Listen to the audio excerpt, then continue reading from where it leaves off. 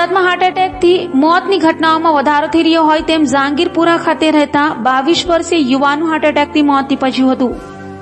સુરતમાં ઘણા સમયથી હાર્ટ એટેકથી યુવાનોના મોતની ઘટનામાં વધારો થઈ રહ્યો છે, ત્યારે સુરતના જહાંગીરપુરા ખાતે રહેતા 22 વર્ષીય તેજસ રાઠોડ નામના યુવાનને ઘરે છાતીમાં દુખાવો થયા બાદ તાત્કાલિક સારવાર માટે ખાનગી હોસ્પિટલે લઈ જવાયો હતો, જ્યાં તબીબોએ યુવાનને મૃત જાહેર કરાયો હતો। યુવાનને કોઈ પણ પ્રકારની ગંભીર બીમારી ન હોય, અચાનક યુવાનના મોતને લઈ પરિવારજનો શોકમાં ગરકાવ થઈ ગયા છે। તમારું નામ? શિવપ્રસાદ મુનિ। આજે મરી ગયા શું નામ છે અને કઈ જગ્યાએ રહેતા? તેજસ સુરેશભાઈ રાઠોડ, જહાંગીરપુરા એસએમસી આવાસ। કઈ રીતના એમની ડેથ થઈ? એમના હાર્ટ બીટ નો દુખાવો હતો શું કામ કરતો હતો ભાઈ? સર્વિસમાં। કઈ જગ્યાએ? અડાજણ। કોઈ બીમારી એમને? ના, બીમારી કોઈ નહીં હતી।